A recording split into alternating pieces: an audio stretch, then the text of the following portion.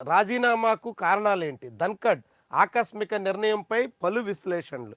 అనేక రకాల సందేహాలను కలిగించే రీతిలో ఈ వ్యవహారం ఉంది. బీజేపీ నాయకత్వానికి రుచించనటువంటి నిర్ణయం తీసుకోవడం వల్లే ఆయనతో రాజీనామా చేయించారు అనే మాట చాలా క్లియర్‌గా కనిపిస్తోంది. వాస్తవానికి చాలా క్లియర్. ఎందుకంటే ఆ రోజు రాజీనామా సమర్పించడానికి సాయంత్రం వరకు ఆయన ఆరోగ్యంగా ఉండి, అనూహ్యంగా అనారోగ్యం కారణంగా రాజీనామా చేస్తున్నాను అని చెప్తే దేశంలో ఎవరు నమ్మేదానికి ఆస్కారం లేదు.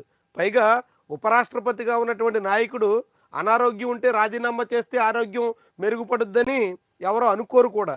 కాబట్టి ఇది చాలా పూర్తిగా పొలిటికల్ డిసిజన్‌గా కనిపిస్తోంది. రాజకీయ కారణాలతోనే ధన్‌ఖడ్ ఉపరాష్ట్ర పదవికి రాజీనామా చేసినట్టుగా స్పష్టమవుతోంది. రాజకీయాల కారణంగా ఇంతకాలం మంత్రుల్ని ముఖ్యమంత్రులు రాజీనామా చేయడం, ఆయా ముఖ్యమంత్రుల్ని పార్టీల అధిష్టానాలు రాజీనామా చేయమనడం ఇట్లా చాలా చూసాం. కానీ ఒక ఉపరాష్ట్రపతి రాజీనామా చేయాల్సిన పరిస్థితి వచ్చిందంటే చాలా చాలా అనూహ్యం.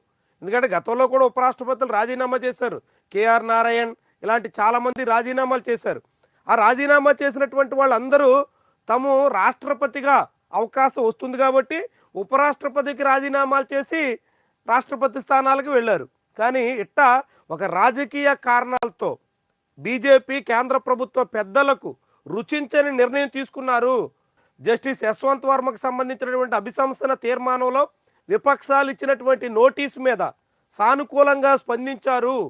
అలా స్పందించడం మోదీ అండ్ కోకి ఇష్టం లేదు కాబట్టే ఆయనతో రాజీనామా చేయించారు అంటే ఎంత విడ్డూరంగా ఉందో చూడండి.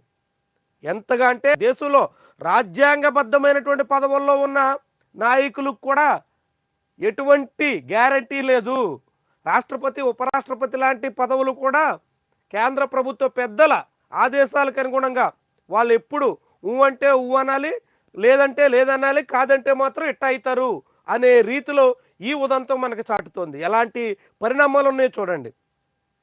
అభిశంసన విషయంలో కేంద్ర ప్రభుత్వం వేరే ఆలోచనతో ఉండొచ్చు, కానీ విపక్షాలు నిర్దిష్ట సంఖ్యకు తగ్గట్టుగా నోటీస్ ఇచ్చిన తర్వాత దాన్ని ఉపరాష్ట్రపతి తోసిపుచ్చాలి, ఆయన దాన్ని కాదనాలి, కానీ ఆయన దాన్ని అంగీకరించారు కాబట్టే ఆయన రాజీనామా చేయాల్సి వచ్చింది అంటే దీన్ని ఎలా చూడాలి?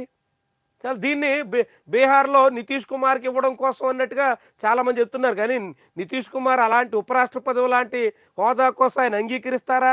అలాంటి అంగీకరించే మనిషేనా? అలాంటి అవకాశం ఏ కోసానా కనిపించట్లేదు. నితీష్ కుమార్ ఉపరాష్ట్ర పదవికి కోసమనే ధన్‌ఖడ్ని రాజీనామా చేయించారన్నట్టుగా లీకులు వచ్చినాయి. కానీ అది ఏమాత్రం వాస్తవం కాదని తేట తెల్లం అవుతోంది.